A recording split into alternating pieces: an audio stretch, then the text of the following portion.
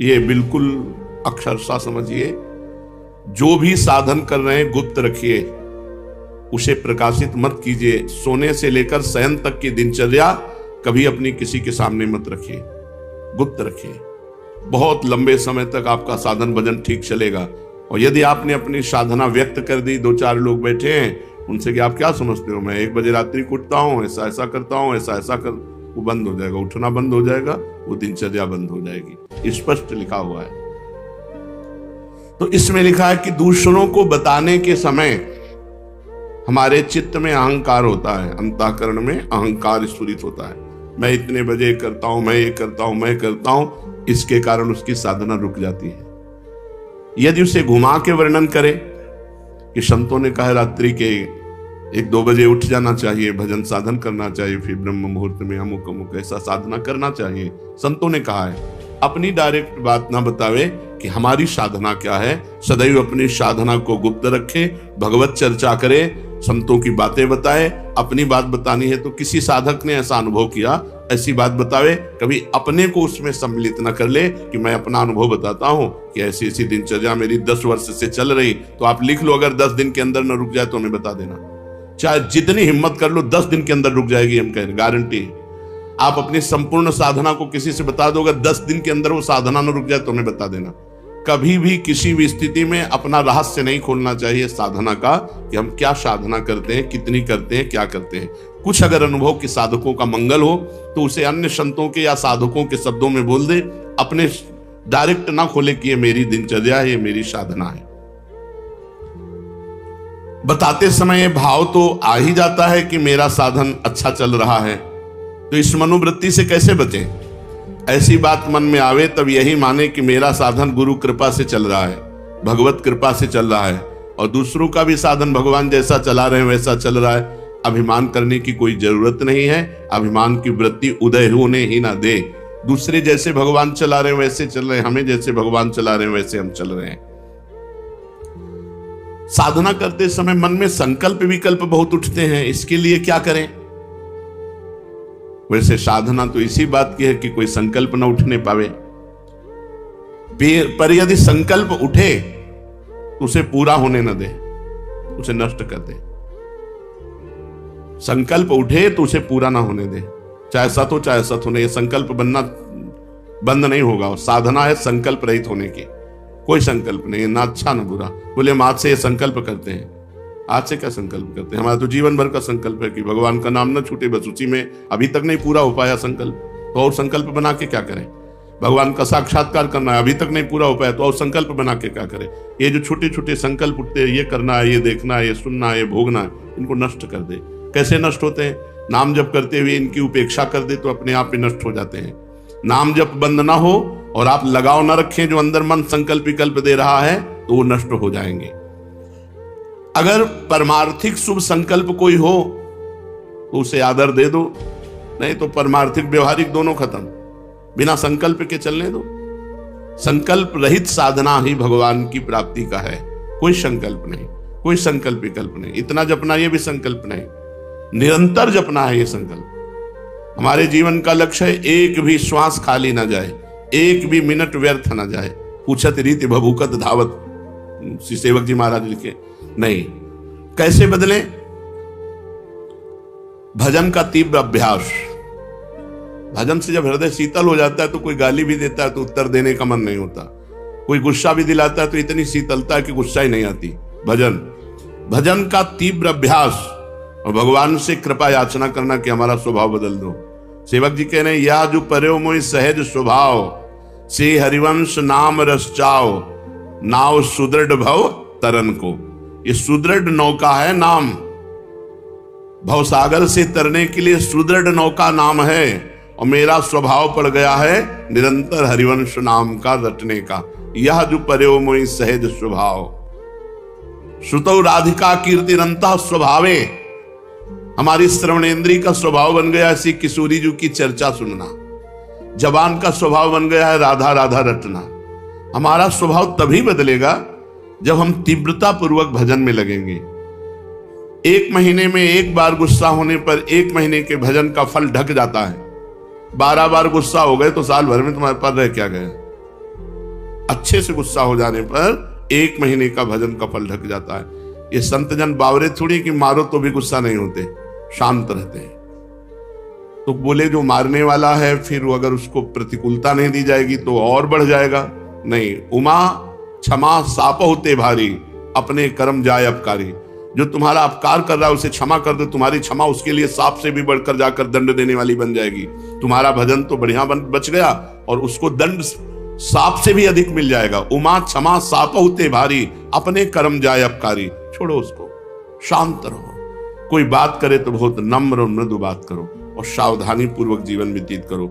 ऐसे किसी स्त्री पुरुष से बात ही न करो जिससे कोई संबंध नहीं है।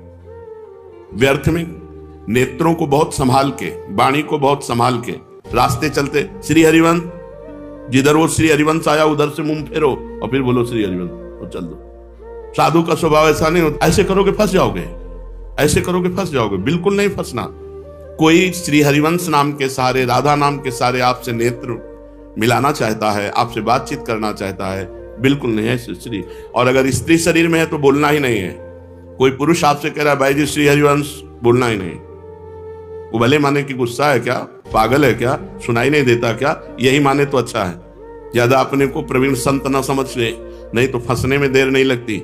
माया फौरन फंसा लेती है, चित्त वृत्ति आकर्षित हो जाती है। इसलिए अपना स्वभाव बदले। भजन का फल है स्वभाव का बदलना।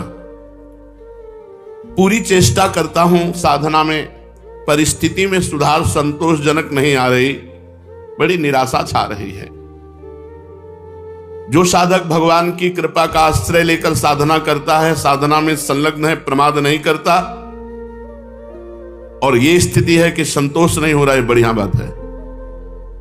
भगवान की कृपा का भरोसा करके साधना में कोई कमी नहीं पर संतोष नहीं हो रहा, ये बढ़िया बात है। संतोष होना बहुत हानिकारक है साधना में।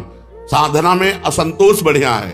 कभी संतोष और भजन और भजन और साधन, संतोष हो गया तो मन कहेगा नियम तो पूरा ही हो गया, थोड़ी देर मनोरंजन कर लेते हैं। संतोष नहीं होना चाहिए, पर भगवान की कृपा का आश्रय और सच्चाई से साधना में लगन पूर्वक लगना। अमर पद की प्राप्ति का उपाय क्या है? उस मायातीत, कालातीत, अकाल पुरुष की प्राप्ति का उपाय क्या है? चिंतन। अनन्यस चिंतयन्तो माम। भगवान ने कहा अनन्य चेता सततम यो माम स्मृति नित्यशः तस्याहम सुलभा पार्थ। मैं उसके लिए सुलभ हो जाता हूं जो निरंतर मेरा चिंतन करता है। नाम का चिंतन, रूप का चिंतन, गुण का चिंतन, बस चिंतन चलना चाहिए। चिंतन, भगवत चिंतन से अमर पद की प्राप्ति होती है। जब युद्ध जैसे कार्य में भी भगवत चिंतन हो सकता है तो हर कार्य में भगवत चिंतन हो सकता है। माम अनुस्मर युद्ध च, जब युद्ध जैसे कार्य में भगवान का स्मरण हो सकता है तो कोई भी कार्य ऐसा नहीं जिसको करते हुए हम भगवत स्मरण ना कर सके।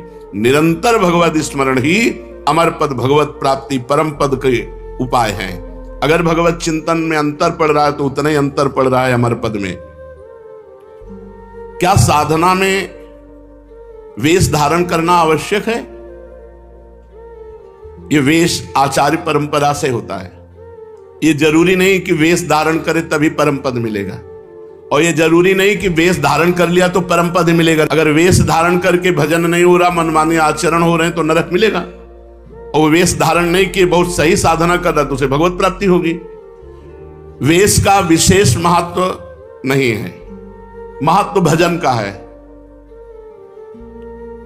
भीतर अगर आपके भजन चल रहा है, बाहरी वेश कैसा भी हो तो आपको भगवत प्राप्ति होगी। बाहरी वेश साधु का, भीतर संसार का चिंतन, मान प्रतिष्ठा, रुपया पैसा, तो फिर भगवत प्राप्ति नहीं, नरक की प्राप्ति होगी। वेश आचार्य परंपरा से है। अगर वेश है और उद्देश्य है तो सोने पे सुगंध है, फिर क्या कहना है। मम भक्ति युक्तो भूनम पुना, तो तीनों लोगों को पावन करने वाला है। लेकिन केवल वेश है, उद्देश्य भगवत प्राप्ति नहीं, भजन नहीं, इधर उधर भंडारा खाते डोलना, रुपया पैसा समेटना, मान प्रतिष्ठा, ये लोक व्यवहार, हंसी मजाक, तो संसारिक जीवन व्यतीत करने से कोई वेश थोड़ी भगवत प्राप्ति करा देगा। इसलिए वेश का विशेष महत्व नहीं है, भजन का विशेष महत्व है, उद्देश्य का विशेष महत्व है। वेश रखकर तो विशेष सावधान रहना चाहिए कि भगवान ने इतनी कृपा की, मुझे विरक्त वेश दे दिया, अब मेरे से गलती न हो, अब मैं भगवत प्राप्ति इसी जन्म में कर लूं। सोते हुए जब कैसे होता है, जब कहा जाता है 24 घंटे जप करो, तो सोने में तो 6 घंटे जाते हैं, तो 6 घंटे तो जप नहीं होता। नहीं, जब हम निद्रा में जा रहे हों और भजन करते हुए सो गए, तो हमारा जितना सोने में समय जाएगा वो सब भजन माना जाएगा। जैसे मरते समय नाम ले लिया तो पूरे जीवन क्या किया है परिणाम नहीं देखा जाएगा, आपको भगवत प्राप्ति होगी। ऐसे सोते समय नाम जप करते हुए सो गए तो 6 घंटे, 7 घंटे, 5 घंटे, 4 घंटे जो सोए वो भजन का फल मिलेगा। इसलिए सोते समय बहुत होश में होना चाहिए, सब बातें हटा करके नाम में एकदम डूबते हुए फिर नींद में चले गए।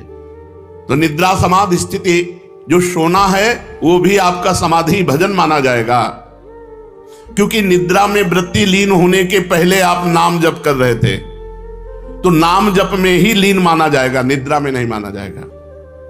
निद्रा के ठीक पूर्व एक क्षण पहले तक नाम जप चल रहा है और फिर सो जाइए, तो आप देखिए जगते समय वही नाम जप चलता मिलेगा, तो बीच में आपका भजन ही माना जाएगा। ऐसे 24 घंटे भजन माना जाएगा। प्रश्न कर रहे हैं, भजन करने के लिए क्या घर छोड़ना आवश्यक है कि भाई अब भजन करना है तो घर द्वार छोड़ दे?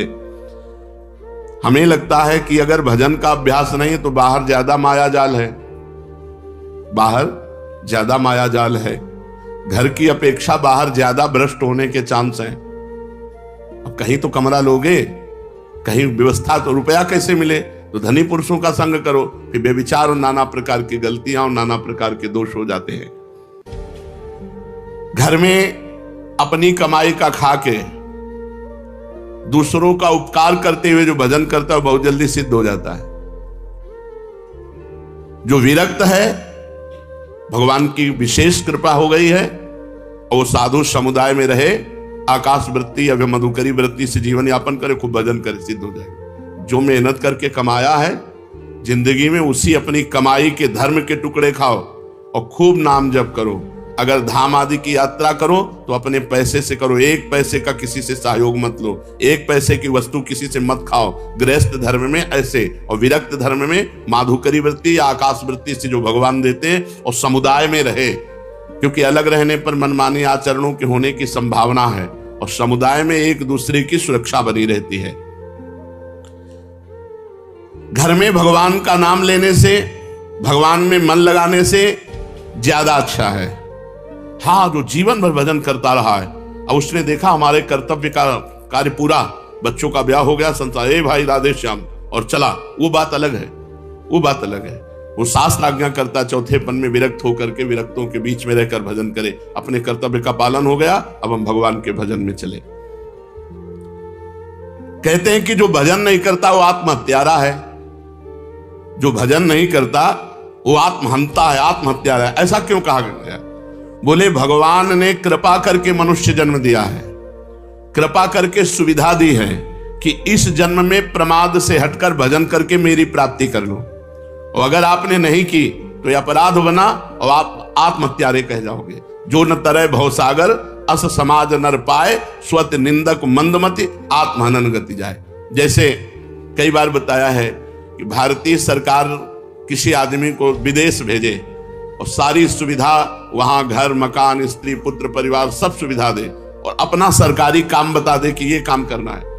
अब उसने सरकारी काम तो किया नहीं, सरकारी सुविधा का भोग करके बेटी बेटे को पढ़ाया, ब्याह किया, सब किया, सब किया। और जब भारत लौटा तो उससे पूछा गया वो कार्य, जिस कार्य के कारण आपको विदेश भेजा गया था, जिस कार्य के कारण आपको सुविधा दी गई थी, वो कार्य?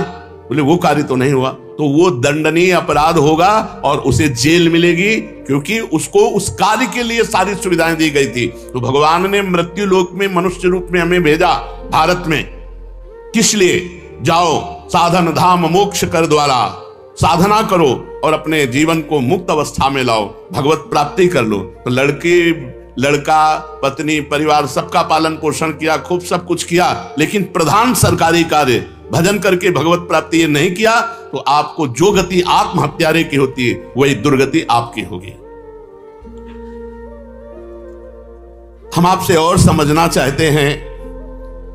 कुछ ऐसा कहा जाता है कि अगर राम के साथ सीता की उपासना न करे और कृष्ण के साथ राधाजू की उपासना न करे तो नरकगामी होते हैं, ऐसा सुना है? नहीं, शास्त्रों में जो वर्णन है उसको समझना है। भगवान श्री राम या भगवान श्री कृष्ण का जब आप पूजन करते हैं तो उसी में शक्ति विराजमान है, वो अकेले कभी रह नहीं सकते। शक्तिमान शक्ति में ही विराजमान है, शक्ति शक्तिमान में ही विराजमान है, दोनों अभेद हैं। शक्ति और शक्तिमान कभी अलग हो ही नहीं सकते हैं। इसीलिए भगवान शिव ने अर्धनारीश्वर करके दिखाया, इसीलिए हमारे प्रिया प्रीतम मिलित रूप दिखाए। रूप बेली प्यारी बनी सुप्रीतम प्रेम तमाल, दो मन मिली एक भय श्री राधा वल्लभ लाल। दोनों प्रिया प्रीतम मिलित रूप हैं। यदि रामकृष्ण के उपासकों को नरक जाना पड़े तब तो धोखा ही धोखा हो गया। ऐसा जो कोई वर्णन करता तो धोखा ही हो गया। विवेक पूर्वक यहाँ उपासना करने की भावना है कि जब हम राम जी का उपासन कर रहे हैं तो उसमें सिया जी भी विराजमान है, जब कृष्ण जी की उपासना कर रहे हैं तो उनमें राधा जी भी विराजमान है। वस्तुतः एक की हो ही नहीं सकती, क्योंकि अकेले कभी रहते ही नहीं। शक्तिमान में तो शक्ति विराजमान है, तभी तो, बिना शक्ति के कुछ है ही नहीं। तो जब हम राम जी की पूजा कर रहे हैं तो उनकी शक्ति की भी पूजा हो रही, सिया जी साथ है। जब श्याम जी की पूजा कर रहे हैं तो राधा जी साथ है। तो शक्तिमान को छोड़कर शक्ति की अलग उपासना कर ही नहीं सकता कोई। दोनों पृथक हैं ही नहीं, दोनों पृथक दिखते हुए भी अभिन्न हैं। जैसे श्री हरिवंश सुरीत सुनाऊं, श्यामा श्याम एक संगाऊं, छिन कवौन अंतर हुई, प्राण सु एक देह है दोई। प्राण सु एक देह है दोई, देह दो है और प्राण एक है, मन एक है, रुचि एक है, स्वभाव एक है, वैसे एक है। जो मनुष्य इनको भिन्न भिन्न मानकर पूजा करता है उसको मान सकते हैं, जो अंतराय रखता है। लेकिन भगवान की पूजा करने वाला कभी नरक कैसे जा सकता है? एक बात आपसे पूछते हैं कि भजन जब अनुकूल परिस्थिति होती है तो खूब होता है, और जब प्रतिकूल परिस्थिति आ जाती तो भजन नहीं होता है। बड़ी समस्या है। भजन अमुक परिस्थिति में होता है, वो भजन ही क्या। भजन का अभ्यास परिस्थिति से नहीं, परिस्थिति से ऊपर उठ के हर परिस्थिति में भजन। बड़ी कृपा रही, भूखे रहकर भजन, खा के भजन, सर्दी में भजन, ओढ़ के भजन, गर्मी में भजन, एसी में भजन, हर परिस्थिति में भजन हमारा होना चाहिए। ये देख लो, हा राधा राधा राधा, और जब गर्मी पड़ रही वो बड़ी गर्मी है, ऐसा नहीं। गर्मी है तो राधा राधा, और एसी है तो राधा राधा, भूखे हैं तो राधा राधा, छके हैं तो राधा राधा। वो भजन ही क्या जो परिस्थिति में हो, अनुकूल परिस्थिति मिली भजन हो गई, और भूखे हैं तो भोजन का चिंतन हो रहा है। नहीं, ये अपने को कसना चाहिए। एक आध दिन भूखे रखकर भजन करना चाहिए कि देखें हमारा भूख में भजन होता है कि नहीं। पंखा बंद कर देना चाहिए अपने कमरे का, 2-4 घंटे टेस्ट लेना चाहिए शरीर का कि गर्मी में ऐसी ताप में हम कैसे रह सकते हैं। कई वर्षों इनका आनंद लिया गया है, तो वर्षों हितधाम की छोटी कुटिया तक असुविधा ही असुविधा जीवन में रही है। ये तो अभी चंद दिनों की सुविधा है। प्रत्येक परिस्थिति में भजन स्मरण, चाहे प्रतिकूल परिस्थिति हो चाहे अनुकूल परिस्थिति हो, भजन नहीं छूटना चाहिए। जब तुम ऐसा नियम लेकर दृढ़ता पूर्वक भजन करोगे तो फिर प्रतिकूल परिस्थिति में भजन होने लगेगा। अखंड भजन उसी को कहलाता है, वही कर सकता है जो हर परिस्थिति में भजन करता है। साधक के जीवन में कभी कभी दुर्भाग्य का भी अवसर आता है। वो बहुत अपने को हे समझने लगता है।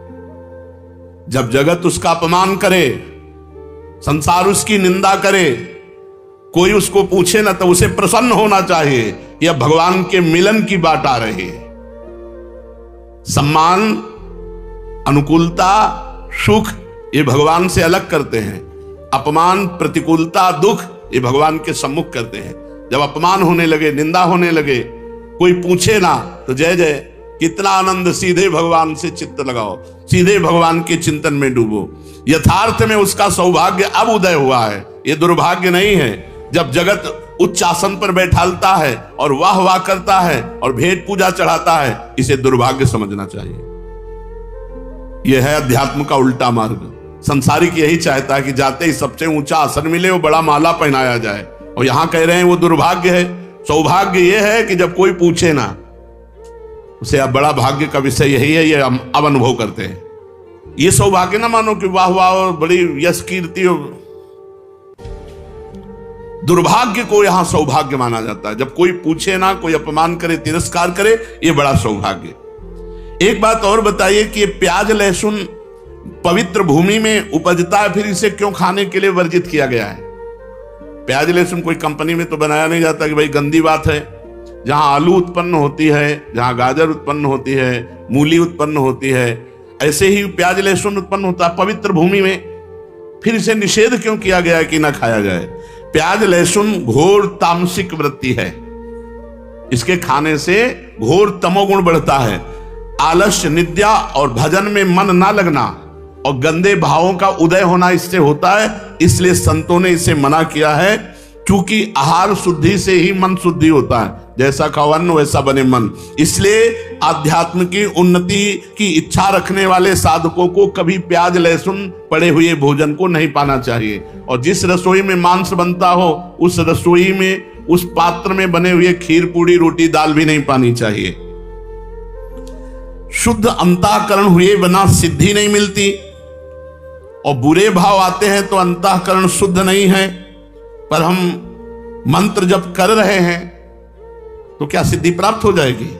हां, प्राप्त हो जाएगी, क्योंकि मंत्र परम शुद्ध है। हम जप रहे हैं, हमारे भाव अशुद्ध हैं, तो मंत्र धीरे धीरे अशुद्ध भावों को काटकर परम सिद्धि प्रदान कर देंगे। और ये भूत प्रेत कोई कोई सिद्ध कर लेते हैं मंत्र से, इनकी क्या गति होती है? जो भूत प्रेत की उपासना करते हैं, ये तामसिक सिद्धि है, वो नरक की प्राप्ति होती है और भूत बनते हैं, भूत बनते हैं और नरक की प्राप्ति। भूतों को पूजने वाले, भगवान गीता जी में बोले, भूतों को पूजने वाले भूतों को प्राप्त होते हैं, पितरों को पूजने वाले पितरों को प्राप्त होते हैं, देवताओं को पूजने वाले देवताओं को प्राप्त होते हैं। हे अर्जुन, मुझे पूजने वाले मेरे को प्राप्त होते हैं। साधक को चाहिए दिखावे में ना पड़े, चमत्कार दिखाने में। ये भूत प्रेत की, यक्षिणी गंधर्व, इनकी सिद्धि मंत्र है इनके, ये थोड़े दिनों में सिद्ध हो जाते हैं। तुम क्या बोल रहे हो, तुम क्या सोच के आए हो, तुम कहां से आए हो, तुम्हारा क्या नाम है, ये सब बातें। इससे बड़ी पूजा बढ़ेगी, सम्मान बढ़ेगा, लेकिन जाना पड़ेगा नरक ही। भूत प्रेत योनि की ही प्राप्ति होगी। दंडवती परिक्रमा श्री सदगुरुदेव भगवान के चरणों की आश्रित हो रही थी। आगे आगे पूज्य महाराज जी पीछे पीछे। पहले वृंदावन की दंडवती करवाई, फिर गिरिराज जी की, फिर बरसाने की, फिर ब्रज 84 कोश पद यात्रा। गुरु कृपा ही सामर्थ्य प्रदान करती है।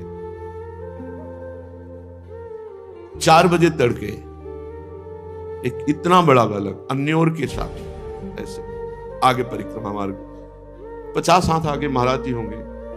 आदेश था कि दूरी बना के चलो। वो बैठ गए तो 50 हाथ दूर बैठे रहो, जब तक वो दंडवती न शुरू करे तब तक बैठे रहो। वो चिंतन परायण महापुरुष तो बीच में बोले, ला बाबा पैसा दे। श्री जी की सेवा के लिए कब्र में कुछ गमछा में से बांधे रहते।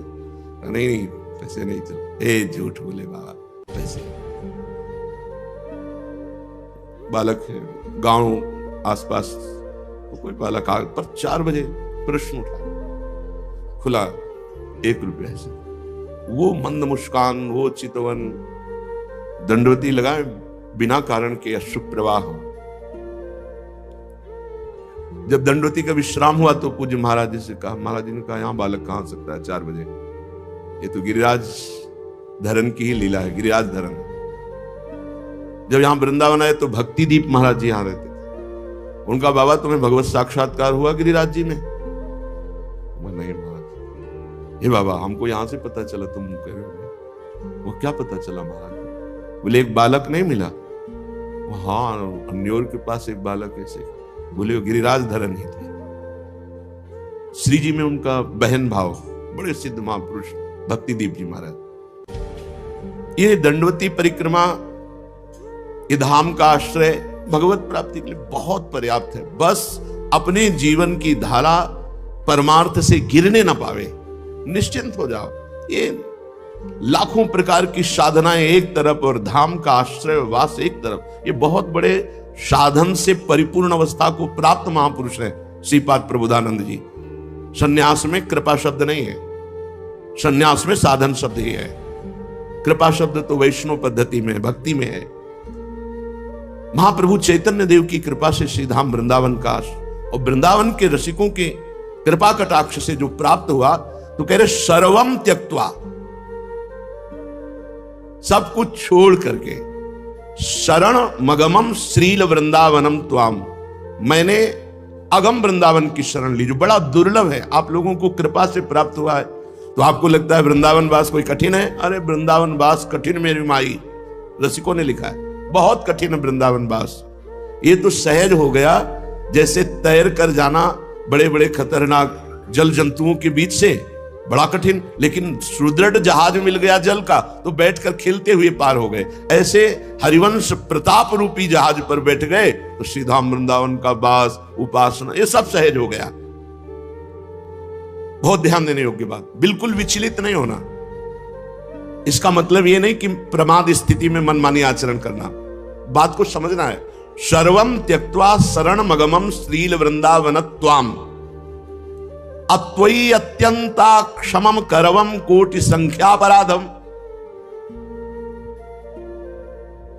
आपके ऊपर मैं जब वास करने लगा, आपकी शरण लेकर, तो ठहरा अपराधी जीव तो करोड़ों अपराध किए। त्वयि अत्यंता क्षमम करवम कोटि संख्यापराधम, पर आप इतने दयालु हैं कि आपने मेरा हाथ नहीं छोड़ा। करोड़ों अपराध करने पर भी आपने क्षमा किया और हमें वास दिया। श्री धाम वृंदावन चाहे तो 1 मिनट में ऐसी आपकी चित्त वृत्ति कर देगा कि हम हाथ जोड़ें, आपको सब सुविधाएं दें, तो भी आप नहीं रुकोगे, भाग जाओगे। और श्रीधाम पकड़ लेना तो रोज आप अपमानित हो, कड़वे वचन सुनो, हर अव्यवस्था हो, तो भी आपके मन में नहीं आएगा कि मैं वृंदावन छोड़ दूं। यही लगेगा कि नहीं, यही वृंदावन वृंदावन। और ये आता भी नहीं है कि मैं वृंदावन वास करूं बिना श्री जी की कृपा के। श्री राधिका कृपा बिनु सबके मनन गम्य। अभी जब आ रहे थे तो एक भगत अपने भाव प्रस्तुत कर रहे थे कि मैं बार बार तो आ नहीं सकता, एक बार दर्शन किया, कोई जीवन तो हमें यहाँ बिताना नहीं। तो फिर हमें अच्छा नहीं लगा, फिर हम माइक लिया, ए भाई, हमें जीवन भले यहां बिताने को ना मिले, लेकिन हम यही बोलेंगे कि मेरा जीवन यहां व्यतीत हो जाए। हम हर बार यहां आवे और हर बार यहां मांगे कि प्रभु भले हमें अखंड वास न दो, लेकिन जब मरे तो आपकी रज में मरे, इतनी कृपा कर दो। तो धाम में जो पधारता है धामी देख लेता है, धामी है श्यामा श्याम। अरे आकांक्षा नहीं होती, आकांक्षा नहीं हो सकती बिना किशोरी जी की कृपा के। सर्वम त्यक्त्वा शरण मगमम श्रील वृंदावन त्वाम, हे वृंदावन सब कुछ छोड़कर हमने आपकी शरण ली। और हमारा स्वभाव है गलती कर देना, तो हमसे कोटि संख्या अपराध हम अगर गिने तो करोड़ों अपराध होंगे, पर आपने सब क्षमा किया। कैसे पता चला क्षमा कर दिया? क्योंकि मेरे हृदय में यह नहीं आया कि मैं वृंदावन छोड़ दूं। आपने मेरा कर पकड़ लिया, हाथ पकड़ लिया। तन्मे नालंबन में ही किमप्यस्ति राधा पदाब्ज द्वंद्वानंदोन्माद। और क्या कृपा कर दी? आपने सहारा दे दिया गोरे चरणारविंद का, और उन चरणारविंद से हमारे हृदय में बड़ा उन्माद प्रकट हुआ, प्रेमोन्माद। मदवनम त्वम ना चेन्नैव नैव, मैं बड़े आम में घूमता हूं हमारे माई श्यामा जी को राज। ये मस्ती, यद्यपि मैं अपराधी हूं, पर वृंदावन की कृपा से गोरे चरणारविंद की ठसक मिल गई, और मैं उसी उन्माद में, मद में, मदवनम, श्री वृंदावन में मद में उन्मत्त होकर राधा राधा राधा हमारे माई श्यामा जी को राज, मेरे प्राणनाथ श्री श्यामा। अब मुझे विश्वास है नाचे नैव नैव, आप कभी मुझे त्याग नहीं सकते, आप मेरी रक्षा करेंगे, आप मुझे बचाएंगे, आप मुझे प्रियालाल से मिला देंगे, ये पक्का विश्वास। मदगुण दोष विचारम विनैव वृंदावनम महाशक्ति, नित्योच्छृंखल करुणाद्यखिल गुणम माम ध्रुवम नयेत स्वपदम। श्रीधाम वृंदावन अपने अखंड वास करने वाले के गुण या दोष नहीं देखता, इसीलिए कह रहे हैं मद गुण दोष विचारम विनैव वृंदावनम महाशक्ति। बहुत आनंद के वचन है। मेरे गुण दोष पर वृंदावन ध्यान नहीं देता, अपनी महाशक्ति से मुझ उच्छृंखल पर करुणा करके अखिल गुण युक्त करके श्री जी की सेवा में पहुंचा दिया। नित्योच्छृंखल करुणाद्यखिल गुणम माम ध्रुवम नयेत स्वपदम। स्वपदम श्री प्यारी जी की सेवा, हमारा स्वपद है श्री लाडली लाल की युगल सेवा, सहचरी पद, ये स्वपद है। जो श्रीधाम वृंदावन का अखंडवास ले लेता है, ये अखंडवास वाले। तो वृंदावन उसके गुण दोष पर विचार ना करके महाशक्ति अपनी सामर्थ्य से, यद्यपि वो उच्छृंखल स्वभाव का है, तो भी करुणा करके अखिल गुण संपन्न श्री श्यामा श्याम की सेवा की योग्यता प्रदान कर देता है।